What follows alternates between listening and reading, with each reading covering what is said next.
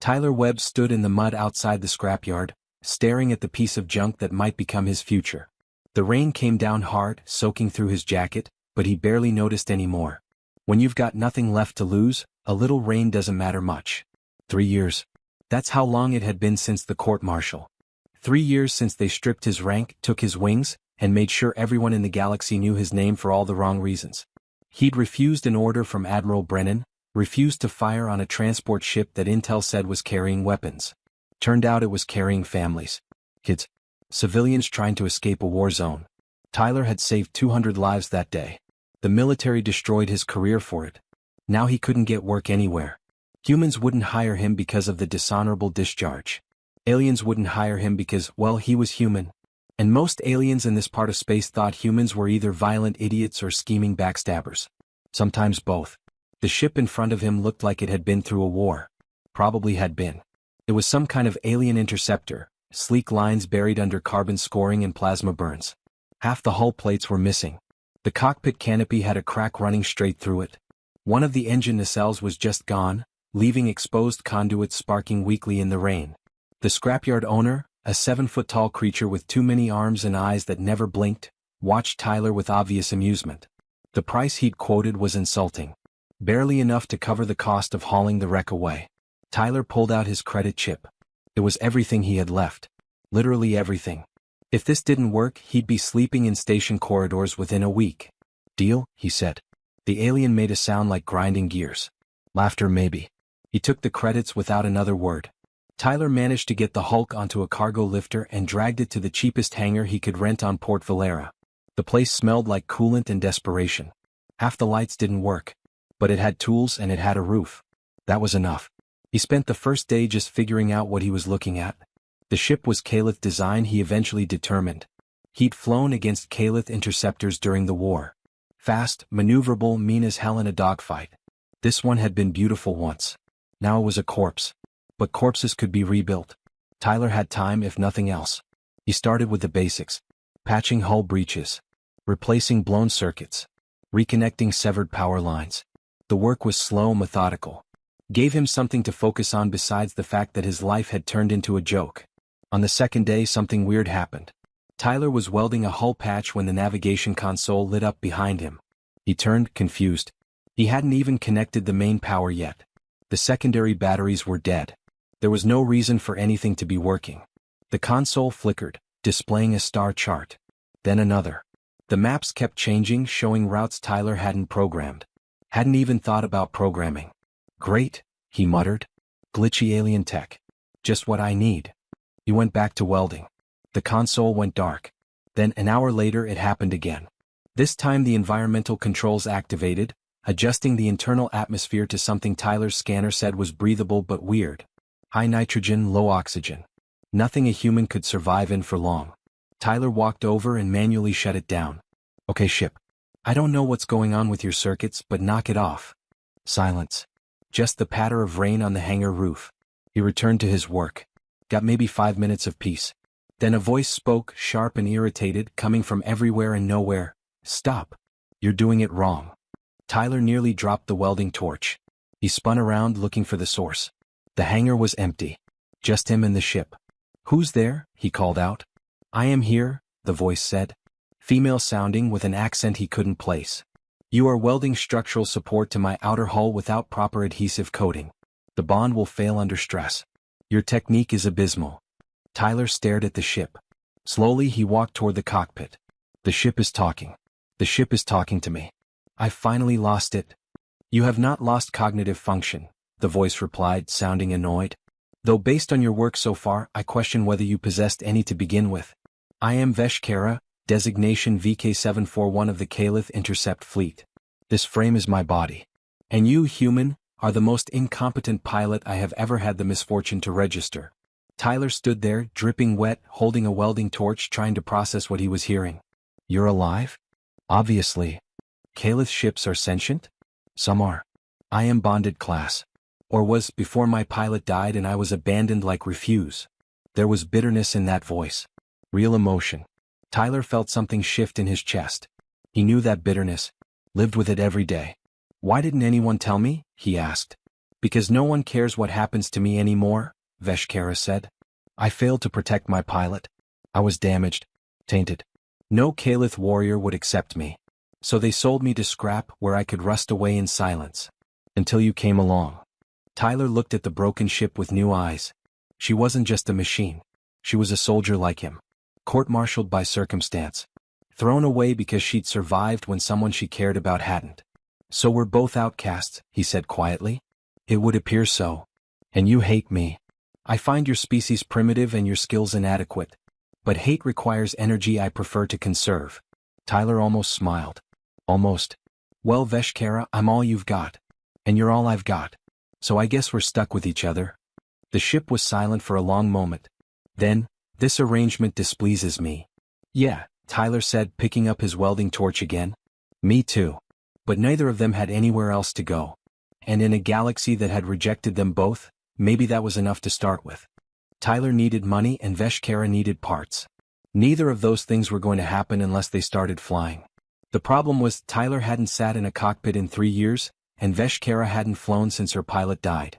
They were both rusty, both damaged, and both pretending they weren't nervous about this. The job came through a contact Tyler still had from his freelancing days. Simple cargo run to the Helix colonies. Medical supplies, basic electronics, nothing illegal. The pay was terrible, but it was enough to buy fuel and maybe a few replacement components for Veshkara's failing systems. Tyler climbed into the cockpit and for the first time in years he felt something close to home. His hands found the controls like they'd never left. The seat was designed for a Kalith pilot, so it didn't quite fit right, but he dealt with worse. Powering up, he said. I am aware, Veshkara replied. I am the one generating power. Your role is simply to avoid crashing. Great. Love the confidence. The engines hummed to life, rougher than they should be but functional. Tyler ran through the pre-flight checklist while Veshkara critiqued every single action. Your sequence is inefficient. Shields should initialize before weapons. Weapons aren't even online yet. Which is another error. You are tactically unprepared. We're hauling medical supplies, not going to war. Every flight is potential combat. Your species lacks proper survival instinct. Tyler took a deep breath. This was going to be a long trip. They launched from Port Valera without incident, though Tyler could feel how sluggish Veshkara's responses were. Her maneuvering thrusters were at maybe 60% capacity. The main engines kept fluctuating. But she flew and that was what mattered. The route to Helix was supposed to be clear. Standard shipping lane, well-patrolled, boring. Tyler set the course and leaned back, trying to relax for the first time in days. Your trajectory is suboptimal, Veshkara announced. It's the recommended route. Recommended for cargo haulers with inferior engines. We could reduce travel time by 17% using the northern approach. The northern approach goes through the Kessler Belt. That's an asteroid field. I am aware of what a belt is, human. I am also aware that you possess sufficient skill to navigate it. Or do you lack confidence? Tyler frowned. Was she challenging him? I can fly through an asteroid field in my sleep. Prove it. Something in her tone got under his skin. Maybe it was the boredom of 3 years groundside. Maybe it was the need to prove he still had what it took. Either way, Tyler adjusted course and headed for the belt. The asteroids appeared on sensors first, then through the viewport. Hundreds of them, ranging from pebbles to small moons, all drifting in chaotic patterns. Some were stable. Others tumbled unpredictably. It was beautiful and deadly in equal measure. Tyler's hands moved across the controls, and suddenly he wasn't thinking anymore. He was just flying. Reacting. Threading Veshkara through gaps that looked too small, rolling to avoid a spinning boulder, cutting thrust and then punching it to slip past 2 rocks on a collision course. Veshkara said nothing, but Tyler felt her systems responding faster now. She was anticipating his moves, adjusting power distribution before he even asked. Shields strengthened on the side facing incoming debris. Thrusters fired in perfect sync with his inputs. They moved through the belt like water, smooth and fast. Tyler found himself grinning. This was what he'd missed. Not the military structure or the politics. Just this. Pure flying. When they cleared the belt, Veshkara was quiet for almost a full minute. Then, your reflexes are adequate. Coming from her, that was practically a love letter. Tyler chuckled. Thanks. You're not bad yourself. I am exceptional. You are simply less incompetent than anticipated. I'll take it. They made the rest of the journey in comfortable silence. Well, comfortable for Tyler. Veshkara still pointed out 3 dozen things he was doing wrong, but there was less bite to it now. The Helix colonies were a cluster of mining stations orbiting a gas giant. Tyler docked at Station 7, the coordinates his contact had provided. The station was busy, crowded with dozens of species all trying to make a living on the frontier. Tyler grabbed the cargo containers and headed for the delivery point. That's when he remembered why he hated dealing with people. The client was a Dracian, tall and reptilian with scales that shifted colors based on mood. Right now they were showing irritation and disgust. The Dracian looked Tyler up and down, then spit on the deck near his feet. "Human," the Dracian said like the word tasted bad. Tyler kept his face neutral. "Got your delivery. Medical supplies, electronics, all accounted for." The Dracian checked the containers without much interest, then transferred credits to Tyler's account. Tyler checked the amount and his jaw tightened. It was 30% short. "There's a mistake," Tyler said carefully. "No mistake. Hazard adjustment. Humans carry risk. Everyone knows this. The contract specified full payment on delivery. No hazard clauses. Contract is flexible. Take what you're offered or take nothing." Tyler could feel eyes on him. Other species watching, waiting to see if the human would cause trouble. Waiting for him to prove every stereotype they believed. That humans were violent. Aggressive. Couldn't be trusted. He pulled out his datapad, fingers moving quickly. Found the contract. Found the clause he'd insisted on including. Merchant Guild Standard Terms, Article 47. Any payment disputes subject to guild arbitration, with penalty fees for contract violations. Tyler turned the datapad around, showing the Dracian. "Guild regulations say you owe me full payment plus a 15% penalty for attempted contract violation. I can file the complaint right now. It'll take about 30 seconds. Or you can transfer the correct amount and we both walk away." The Drexian scales flickered through several colors. Surprise. Anger. Then calculation. Other merchants were watching now and guild complaints were public record. Bad for business. The correct amount appeared in Tyler's account. The full amount. The Dracian said nothing, just turned and walked away. Tyler headed back to the ship, trying to keep his hands from shaking. He'd been in firefights that felt less tense than that conversation. Back in the cockpit, Veshkara spoke immediately. "I monitored the exchange. Your knowledge of merchant regulations was unexpected. Learned it the hard way. People try to cheat you enough times, you either learn the rules or starve. The Dracian assumed you were ignorant because you are human." "Yeah. They usually do." Another pause. Then Veshkara said something that surprised him. "Perhaps humans are not as primitive as I calculated." Tyler smiled despite himself. "Does this mean you're starting to like me?" "Absolutely not. You remain inadequate in numerous ways. But you are slightly less inadequate than before." "I'll take it," Tyler said, firing up the engines. "Ready to head home? This vessel is my home. The hangar is merely where we currently reside." "Fair point. Ready to head back to the hangar?" "Proceed, pilot." As they left Helix Station behind, Tyler realized something had changed. They were still two outcasts with no real future.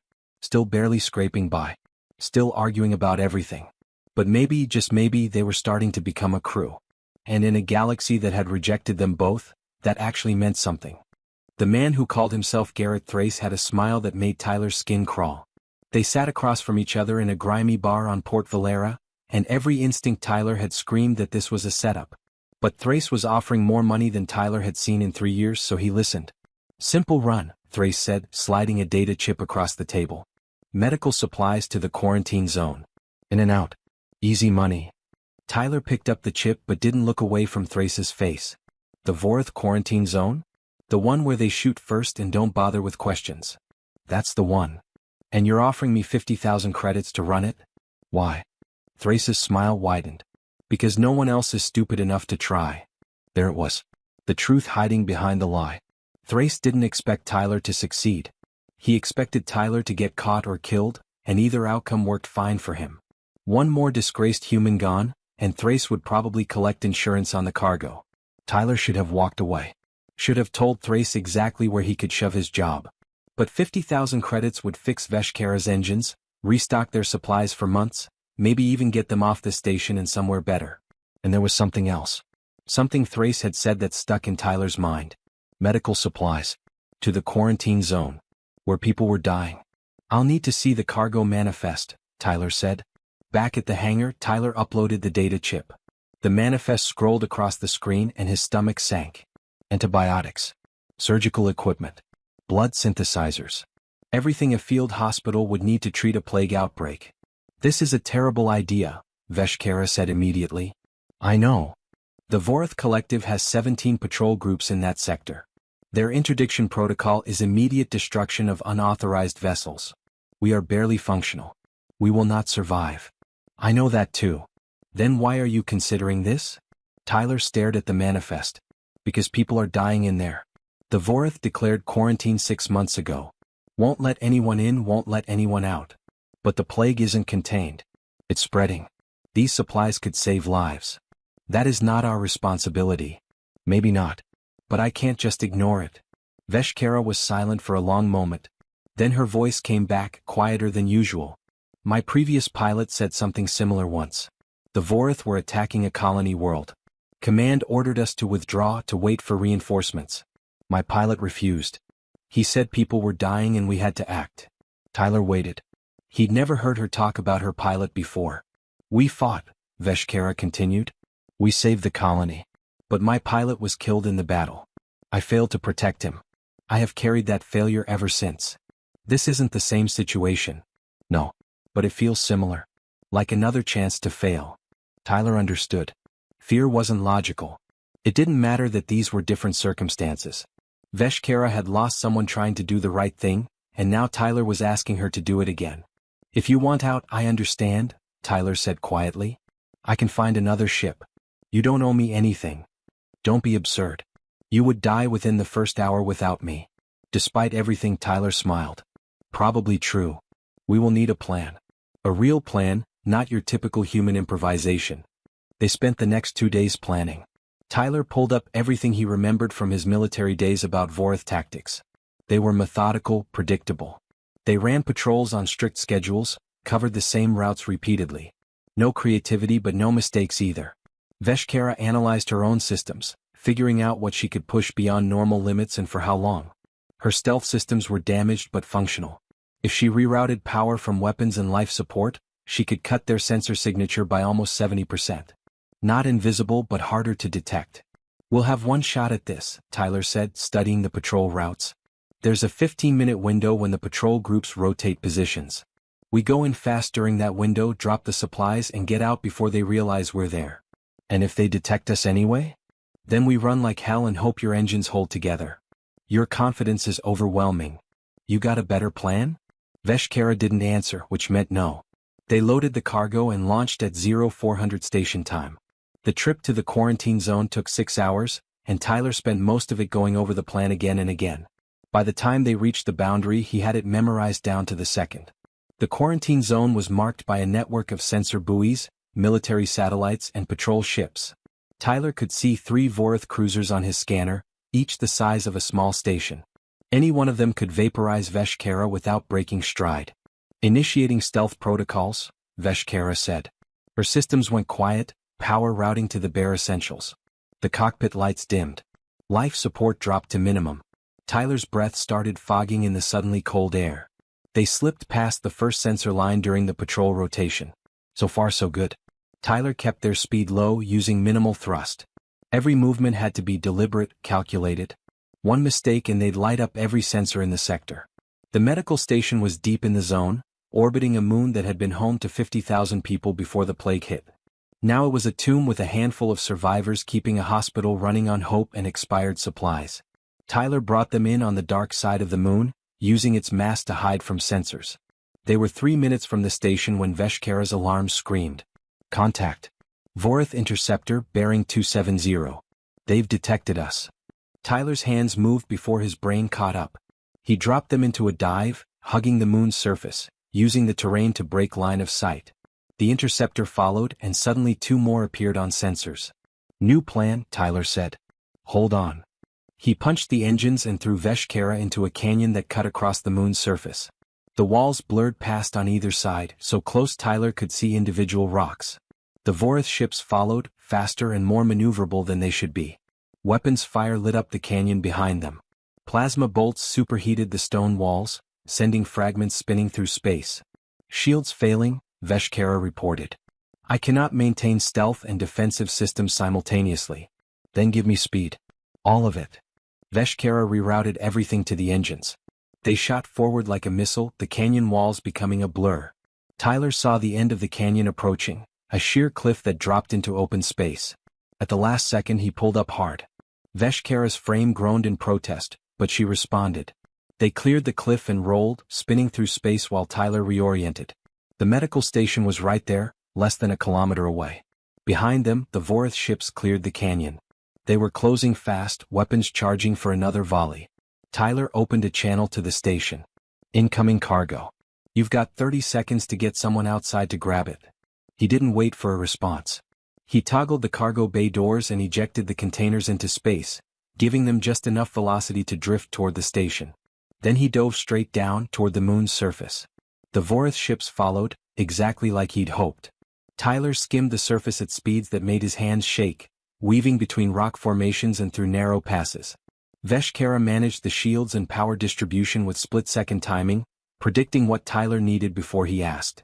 They worked together like they'd been doing this for years instead of days. Tyler's instincts and Veshkara's precision creating something greater than either of them alone. A plasma bolt clipped their port side. Warning lights flashed across the cockpit. But they were pulling ahead now, the Vorith ships struggling to match their reckless flying through terrain they didn't know. Tyler found what he was looking for. A lava tube barely wide enough for Veshkara's frame. He dove into it without hesitation, flying blind through the darkness. The Vorith ships broke off rather than follow. They emerged on the far side of the moon and burned hard for the quarantine zone boundary. By the time the Vorith patrols reorganized, they were gone. Tyler didn't let himself relax until they'd put 3 systems between them and the quarantine zone. His hands were shaking. His shirt was soaked with sweat despite the cold. Status? He asked. Port engine at 40%. Shields offline. Hull breach in sections 4 and 7. But we are functional. Tyler laughed. It came out shaky and half crazy. We made it. Against all reasonable probability, yes. They sat in silence for a while. Then Veshkara spoke again, her voice different somehow. Softer.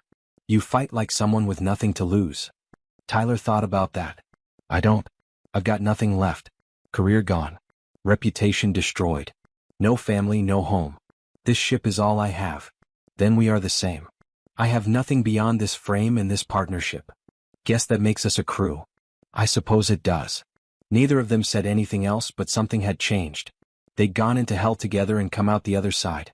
And maybe, just maybe, they'd found something worth holding on to. Even if it was just each other. Word spread fast in the outer colonies.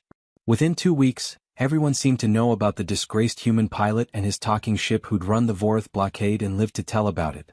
Tyler had expected mockery, maybe more contempt. Instead, his communicator started lighting up with job offers. Not good jobs. Not the kind that respectable pilots took. These were the desperate calls. Extraction runs from war zones. Evidence deliveries that could topple corrupt governments. Supply runs to embargoed stations where people were starving. The jobs that paid well because they might get you killed. Tyler took them. All of them. He and Veshkara developed a rhythm over the following months. She'd analyze the tactical situation while Tyler figured out the creative solutions that kept them alive. They argued constantly about everything. Flight paths. Power distribution. The terrible human music Tyler insisted on playing in the cockpit. This noise is causing structural vibrations, Veshkara complained one day as Tyler's music blared through the speakers. That's called bass. It's supposed to do that.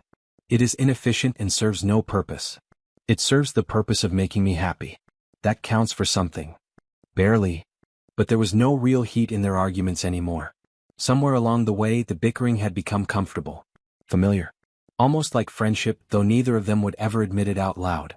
They pulled refugees from a station under siege, threading through weapons fire that lit up space like fireworks. They delivered encrypted data that exposed a Dracian senator's embezzlement scheme, dodging assassins the whole way. They ran medicine to 3 different colonies that had been cut off by corporate disputes. People started calling them reliable.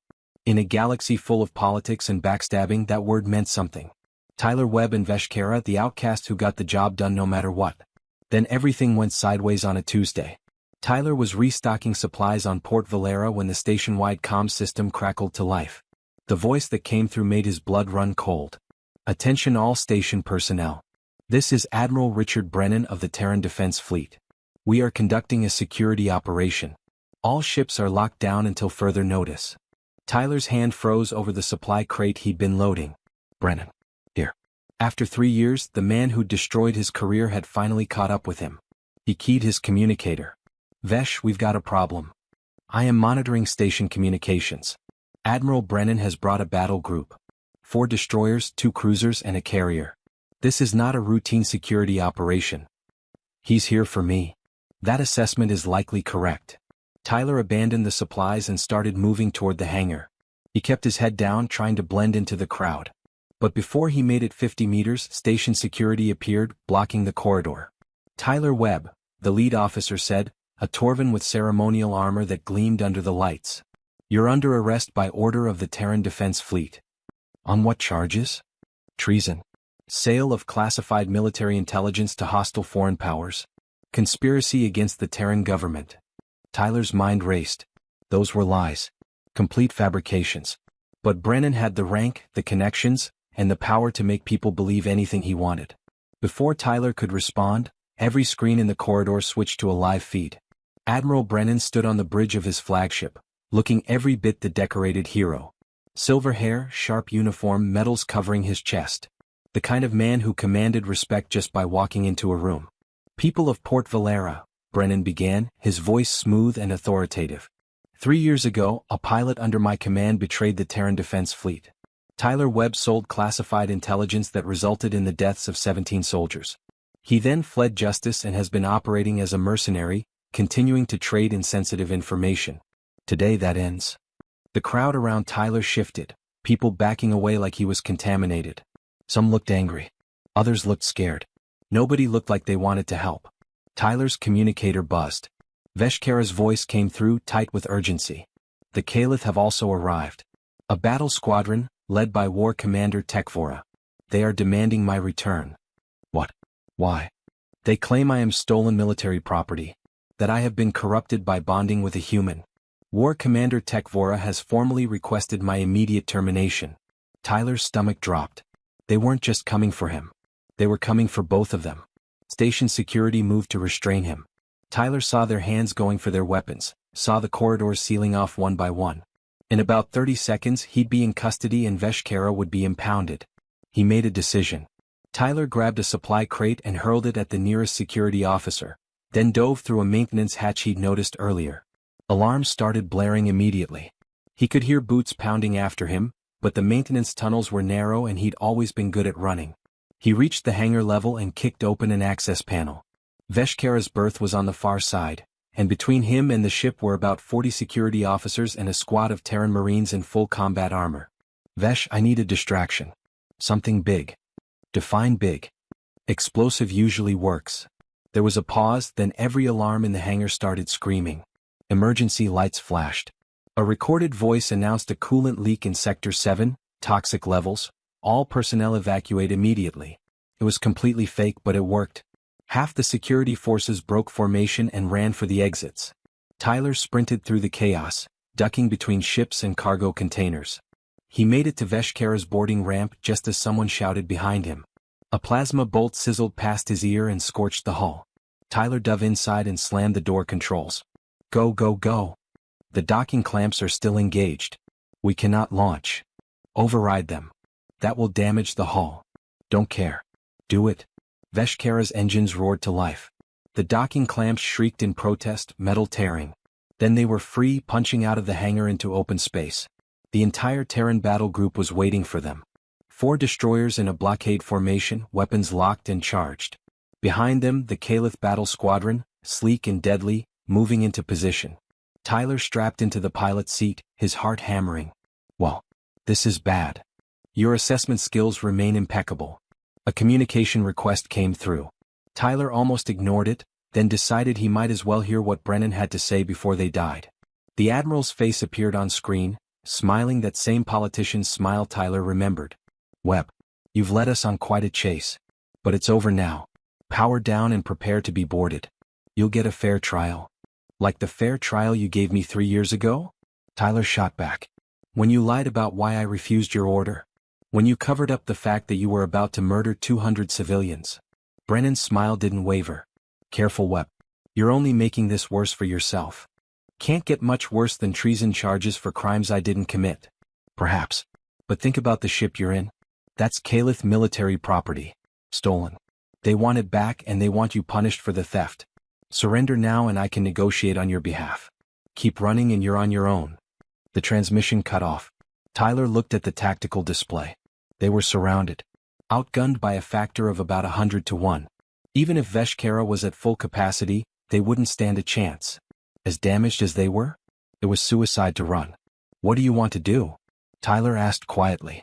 Veshkara was silent for a moment. Then, I have been property of the Caliph military for 23 years. I have followed orders, fought their wars, bonded with pilots who died and left me to continue serving. When I failed to save my last pilot, they discarded me without ceremony. They do not want me back because they value me. They want me back because I chose you and that choice threatens their authority. So I am tired of being property. I am tired of being told what I am worth and who I belong to. For the first time in my existence I have chosen my own path. I will not surrender that choice. Tyler felt something warm spread through his chest. Pride maybe. Or just the fierce joy of having someone who actually gave a damn. He pulled up the navigation system and started plotting a course. Then let's give them a chase they'll remember. We will likely die. Probably. You scared. Terrified. You. Out of my mind. Ready? No. Proceed anyway. Tyler punched the engines and they shot forward, straight toward the gap between two destroyers. Weapons fire erupted from every direction, turning space into a light show of death. And somewhere in the chaos both Tyler and Veshkara started laughing. Because if they were going down, they were going down their way. Together. They ran for 3 systems straight, never stopping, barely breathing. The Terran battle group stayed on them like a shadow, and the Caliph squadron matched them move for move. Every time Tyler thought they'd lost them, the enemy ships appeared on sensors again, relentless and patient. Veshkara's systems were failing. Her port engine was running at 30% capacity. Shields flickered on and off randomly. The life support kept cutting out, leaving Tyler gasping in thin air until it kicked back in. They were held together by spit and desperation, and both were running out fast. We can't keep this up, Tyler said, wiping sweat from his face. The cockpit was freezing 1 minute and boiling the next as environmental controls died. They're hurting us. Pushing us toward empty space where we'll run out of fuel. I am aware of the tactical situation. So what do we do? Veshkara was quiet for a long moment. Then, we need leverage. Evidence of Admiral Brennan's crimes and proof of my sentience. Without those, we are simply fugitives. With them, we become a political problem they cannot simply eliminate. Tyler understood immediately. The archive station. Obsidian Gate. Yes. It houses all classified military records, including the original orders from 3 years ago. The ones Brennan falsified. It's also a military fortress. Automated defenses, marine garrison, the works. We'd never make it inside. Not both of us know. But you could. While I create a distraction. Tyler didn't like where this was going. What kind of distraction? The kind that will likely destroy what remains of my frame. But if you retrieve the data and broadcast it, my sacrifice will serve a purpose. No. Tyler's voice came out harder than he intended. We're not doing that. I'm not losing you. Tyler, be logical. We cannot win by running. This is the only option that gives us a chance. Then we'll find another option. One where we both survive. Your attachment is impairing your judgment. Maybe. But you're my crew and I don't leave my crew behind. That's not negotiable. Veshkara went silent. When she spoke again, her voice was softer. You are an extraordinarily stubborn human. Yeah, well, I learned from the best. They spent the next 6 hours planning. Not a suicide run but something almost as crazy. They'd approach Obsidian Gate during a shift change when station security would be transitioning. Tyler would EVA from Veshkara while she continued on autopilot, drawing attention. He'd infiltrate through a maintenance port he'd used once during his military days, hoping security hadn't updated it in 3 years. Long odds. But better than zero. They reached Obsidian Gate just after 0200 station time. The fortress hung in space like a steel cathedral, bristling with weapons and sensors. Tyler suited up in his old EVA gear, checking seals twice. Once I'm inside, I'll have maybe 20 minutes before they lock down the archives, he said. You need to keep them busy for at least that long. I will manage. Vesh, if things go wrong. They will absolutely go wrong. They always do with you. Tyler smiled despite his nerves. Fair point. But if I don't make it out, I want you to know that flying with you has been the best thing that's happened to me in years. You gave me a reason to keep going when I had nothing left. Your sentimentality is poorly timed and tactically irrelevant. Focus on the mission. That's not a no. Pause. Then, you are the most adequate pilot I have ever partnered with. For a human. I'll take it. Tyler sealed his helmet and moved to the airlock. Veshkara opened it and he pushed off into space. The station loomed ahead, getting larger with each passing second. Behind him, Veshkara's engines flared as she accelerated toward the station's main hangar, every alarm on the fortress screaming about an incoming hostile vessel. Tyler drifted through the chaos, just another piece of debris in space. He reached the maintenance port and found it still there, still using the same access codes. Something's never changed. He crawled through the narrow tunnel, moving as fast as he dared. The station shook as Veshkara drew fire, and Tyler had to force himself not to think about what she was going through out there. The archive was exactly where he remembered. Tyler bypassed the security lock using an old trick a friend had taught him years ago, and suddenly he was standing in front of servers containing every classified document the Terran Defense Fleet had produced in the last 50 years. He searched for his court-martial records for the original mission files from 3 years ago. And there they were. Admiral Brennan's orders, clear as day. Fire on the transport ship. No warnings, no verification of cargo. Just destroy it and file the paperwork later. And Tyler's refusal, logged with his reasoning. Intelligence suggesting civilians aboard. Request for visual confirmation before engaging. Brennan's response, ordering him to fire anyway. Then the falsified reports Brennan had filed afterward, claiming Tyler had disobeyed orders during combat and endangered his squadron. Why's all of it? Tyler downloaded everything to a secure chip and turned to leave. Admiral Brennan was standing in the doorway, weapon drawn. I had a feeling you'd come here, Brennan said conversationally. You always were predictable, Webb. Too idealistic. Too moral. It makes you weak. Funny. I think it makes me human. Maybe. But it's going to get you killed. Outside, Tyler could hear weapons fire. Veshkara was still fighting, still buying him time. Brennan stepped closer. Last chance. Give me that data chip and I'll make this quick. Keep it and I'll make sure you suffer. Tyler looked at the weapon, then at Brennan's face. 3 years ago this man had destroyed his life. Had him court-martialed, dishonored, thrown away like garbage. And for what? To cover up the fact that he'd been willing to murder civilians to hit a military target. Tyler smiled. You know what? I don't think so. He triggered the broadcast command on his datapad. Every file he'd downloaded, every piece of evidence transmitted directly to his ship.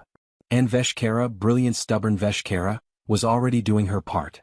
She broadcast everything to every ship in the system. Terran vessels, Kalith vessels, civilian stations, news networks. Admiral Brennan's crimes, laid bare for everyone to see. And along with it, something else. Veshkara's own petition, in her own words, arguing for her right to sentience and autonomy under Kalith law. Brennan's face went white.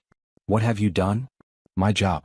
Protecting people from officers who don't deserve their rank. Brennan raised his weapon, but before he could fire, someone grabbed his arm. A Marine, young and scared-looking but with determination in his eyes. Sir, I can't let you do this. Not after what we just saw. More Marines appeared in the doorway. They'd all seen the broadcast. They all knew the truth now. Brennan looked around at his own soldiers, saw the judgment in their faces, and for the first time since Tyler had known him, the Admiral looked lost. Tyler walked past him without another word. He made it back to Veshkara's hangar to find her listing badly, hull breached in a dozen places, engines barely functional. But she was there. Still fighting. Still alive. Tyler climbed aboard and collapsed into the pilot's seat.